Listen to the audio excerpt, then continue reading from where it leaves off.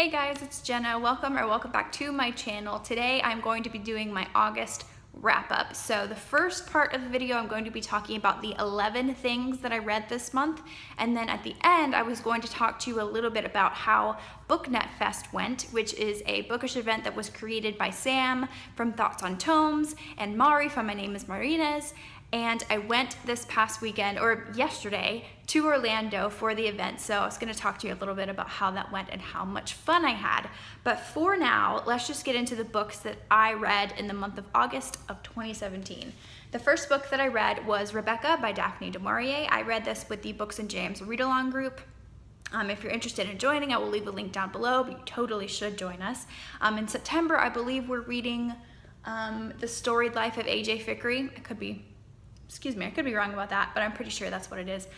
Anyway, August pick was Rebecca by Daphne du Maurier, and I ended up giving this 4 stars. I very much enjoyed it. I was completely captured by this dark mystery, and if you don't know anything about it, I would go into it not knowing too much about it, but honestly, that's how I prefer to go into most books, so I try not to give too detailed of a description of any of the books. But anyway, Rebecca follows the story of a young woman who marries a man named Maxim de Winter, who has had a previous wife who died mysteriously, and there's this whole dark mystery surrounding his former wife, Rebecca.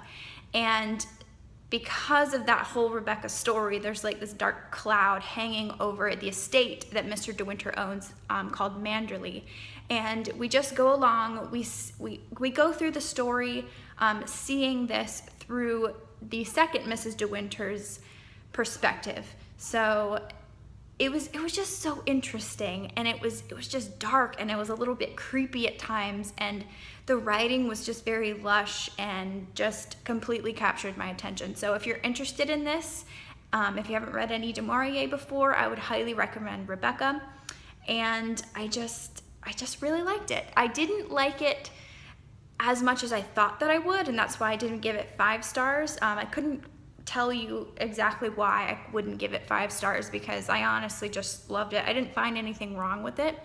I guess it's just at some points in the story I wasn't able to fully connect, but because I think that's what I do with just mystery novels sometimes. But anyway, I definitely adored the plot, and I highly recommend it.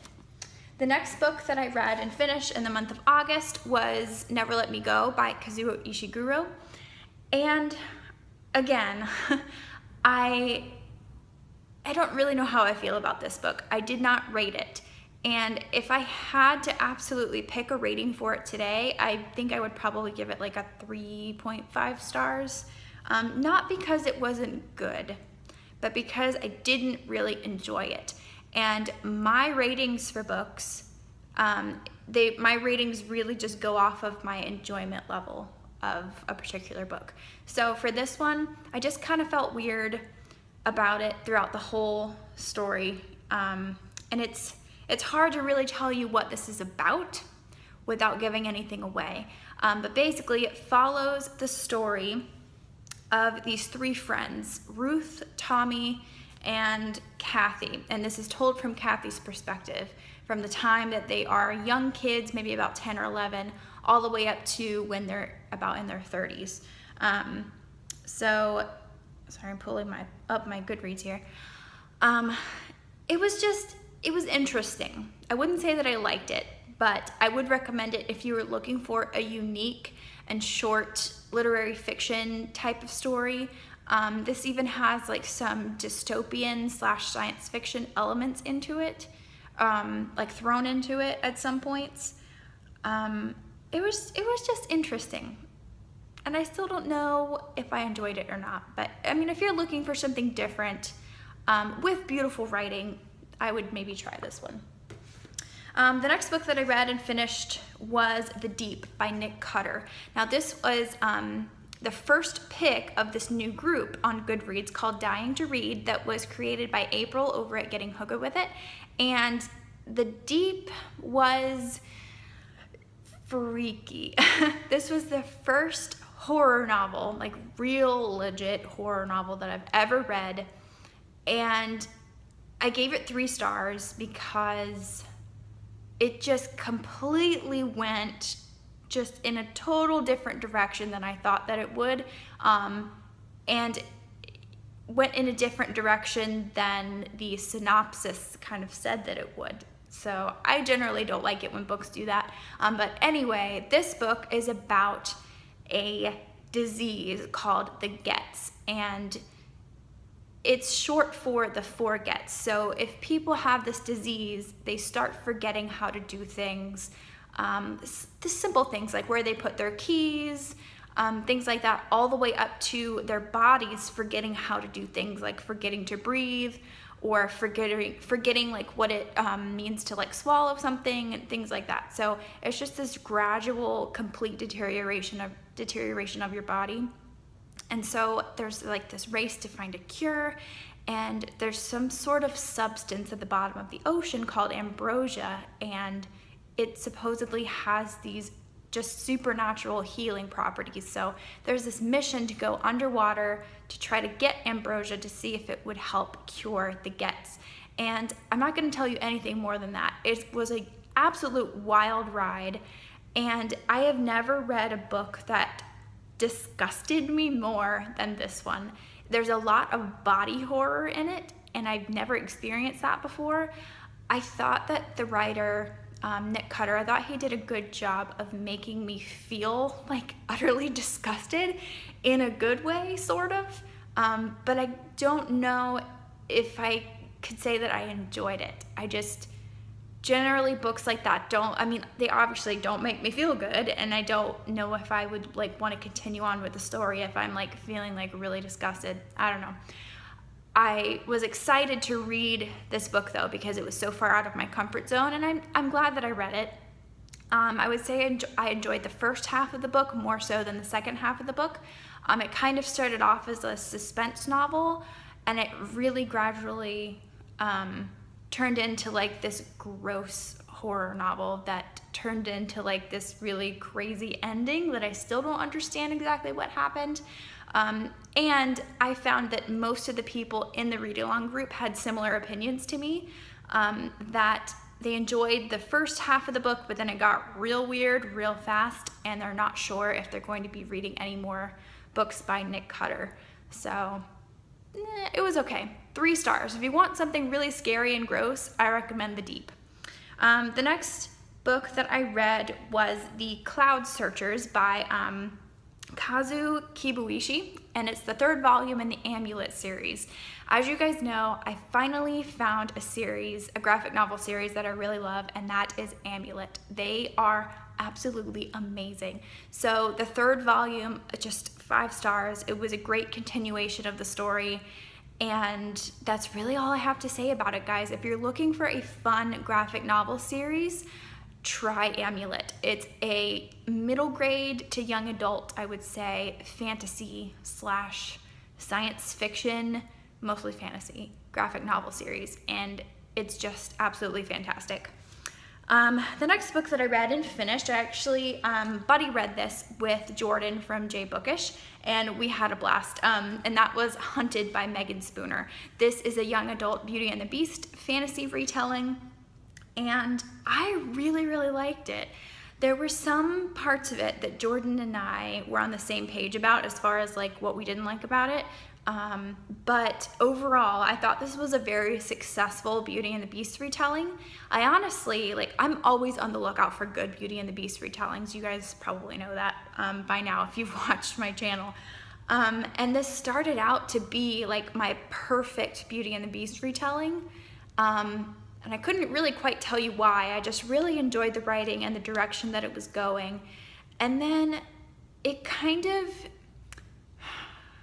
I just wanted more information. I felt like this could have been longer, or it could have been stretched out into a couple of different books. And I feel like the author could have expanded this world. And overall, I just wanted a little bit more explanation about the curse of the beast and how he came to be that way, and I really wanted more from the beast's perspective, honestly. But overall, I really enjoyed this. I gave it 4 stars, almost 4.5, I would say. Definitely definitely recommend if you're looking for good Beauty and the Beast retelling, because although it wasn't perfect, I loved it, and I definitely want to keep it on my shelves for a future reread for sure. The next book that I finished was The Night Circus by Erin Morgenstern. I read about half of this like in physical form, and the other half I listened to on audiobook. So I was trying to get through it as fast as I could. This is kind of a polarizing book, and I was interested to read this to figure out which side I fell on. And I'm kind of in the middle, honestly. I ended up giving this 4 stars. Part of me wants to bring it down to 3.5, but I'm just not sure. It's a hard one to decide, at least for me. This is about, you probably know all about this, but it's basically about a circus that comes at night, and it follows the different characters that are involved in the circus, and you see the journey of the circus from its inception all the way to, not the end, but like, I don't know, you just get to see how a circus is made and get a glimpse into the lives of everybody who's a part of it. I thought the writing was stunning. The imagery was so intense, and I've seen so many reviews where people were like, I feel like I could smell the smells of the circus, or taste like the different food that they have to offer, like had to offer at like the concession stands and things like that. And I agree with that. The imagery was so intense, and the writing was just so beautiful. That's pretty much what gave me like those first 3 stars, honestly. But I took off like a star and a half, because it's definitely not a plot-driven novel, but I wouldn't even say that it's like a character-driven novel either. It's kind of like drifts in and out of both of those different ways of storytelling. It was just interesting. I wanted more information. There's a lot of detailed descriptions of like visual things, but like, I don't know, I just wanted a little bit more. And the way that it was told is definitely not fast paced. So if you're looking for an action-packed story, I would not pick up The Night Circus. But if you're looking for kind of a slow burn, just really flowery descriptions, just a beautiful story that focuses on the setting mostly, I would try The Night Circus. I definitely really like it, but I wouldn't say that I loved it. So the next 4 books that I read were volumes 4, 5, 6, and 7 of the Amulet series. And I loved all of them, gave all of them 5 stars, but the reason that I read all of them that close together is that I thought volume 7 was the last volume. I literally had no idea that it wasn't the last volume until I got to the last page, and I was like, there's more. And I actually tweeted the author, Kazuo Kibuishi, and I was just like, I didn't realize that there was only only 7 volumes were out, and there's gonna be more. And I was like, I need help, please write them now. But I looked it up, and there will be 2 more Amulet novels, so there will be 9 volumes total. And I'm not sure when they're coming out, but I just need them now because they're fantastic. And I echo pretty much what I said earlier. If you're looking for a fantastic fantasy middle grade graphic novel series, just try Amulet. I don't know why I love it so much, but it connects with me, and the art is amazing. It's so beautiful, and they're just so fun and heartwarming. Sorry, my phone's telling me that I have low battery, so let's hurry this up, right?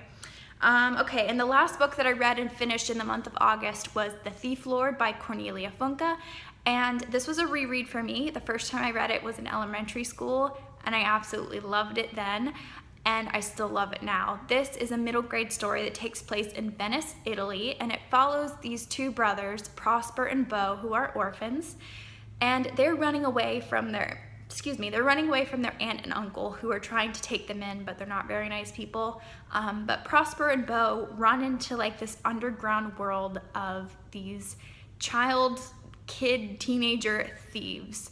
And they basically make their living by pickpocketing and stealing items from rich people, selling them to get money to live in this abandoned movie theater.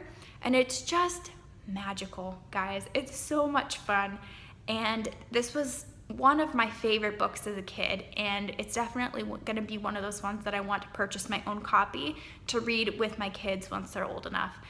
So again, if you're looking for a fantastic middle grade, like magical realism almost, I would say like adventure / magical realism novel, I definitely recommend The Thief Lord. So those were all of the books that I read in the month of August. So comment down below if you have read any of these or if you have any thoughts on them. I would love to discuss them with you. And now I'm going to talk a little bit more about BookNetFest. Okay, so let's talk about BookNetFest. So BookNetFest was an event that was obviously created by Sam from Thoughts on Tomes and Mari from My Name is Marina's, and they put this whole event together specifically for people from the online bookish community. So this includes booktubers, bookstagrammers, book bloggers, people like us who just love to talk about and review and just love on books.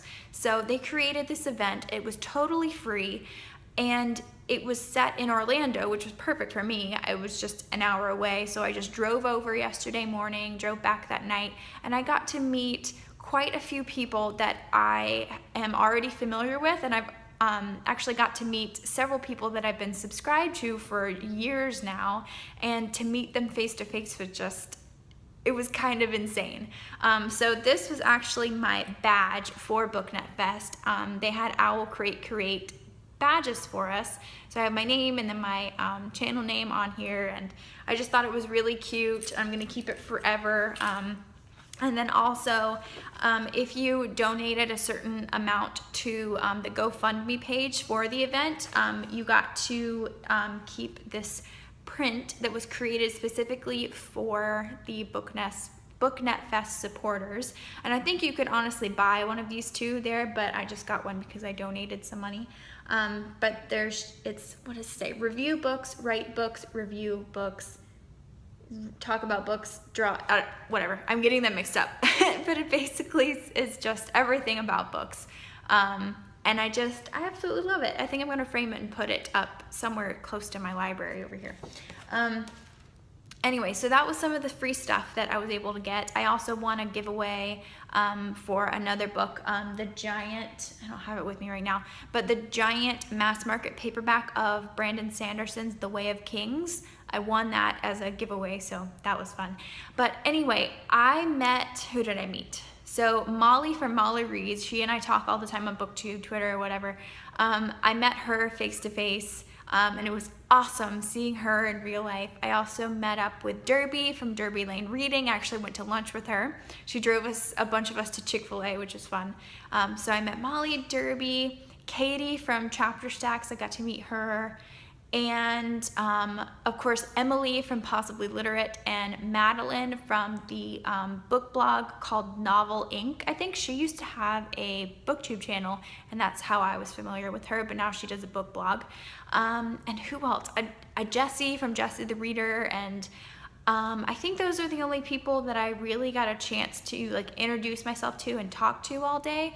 But I said hi to a bunch of other people, and it was just a crazy long, busy day full of bookish things. And to be honest, when I first walked in, I was so overwhelmed. I don't know why. I don't know what I was really expecting or how I was like expecting to react or anything, but I walked in and I just felt just so nervous, and I don't know why, because if anybody is going to be similar to me in like my personality, it's gonna be these booktubers that some of them I already know. So anyway, it was just a crazy day, and we were all, most of us anyway, like 98% of us were introverted, so we all were kind of sharing in the struggle a little bit of introducing ourselves to these giant groups of people. But it was just an all-day event, lots of interesting panel discussions and lots of like time to mingle and things like that. And it was just a fun day, and I'm just so grateful to Sam and Mari for putting this all together and creating it specifically for our online book community. And they said that pretty sure that another one is going to happen next year. They're planning to do one every year if all works out, but it's all still kind of up in the air, and they are leaning towards having it again in Florida next year, which I personally love. But yeah, so they said that they're going to announce everything like when it gets closer to whenever they are able to have it for next year. But anyway, it was just a great event, a great first event. I thought it was very well organized. It was a long day, and I did kind of wish that there was a little more time for mingling in between the panels, because we had several different panel discussions all day, and then there were only a few minutes in between each one. But I mean, I don't even know if that's really a criticism, because we got to hang out before the the day started, during lunch, and afterwards. So it was just an amazing time, and I'm so glad that I went and just kind of worked up the courage to do something out of my comfort zone, because walking into a room where some people might know me, but they only know me from my videos that I post, it was just a little nerve-wracking. And it was also kind of fun seeing what people look like in real life, because obviously, like, I have a whole body, you know, and it's not just like my head and my shoulders, you know. So you got to see like how tall people were in real life, how short, you know. It was really cool seeing everybody in real life, and I'm very glad that I went. So yeah, those are pretty much my thoughts on my August wrap up and BookNetFest. Like I said before, if you have any comments, thoughts on any of the books that I read, let me know and we can discuss them down below. And I will see you guys very soon with my next video. Give this video a thumbs up if you liked it, and click subscribe if you haven't already, and I'll see you next time. Bye.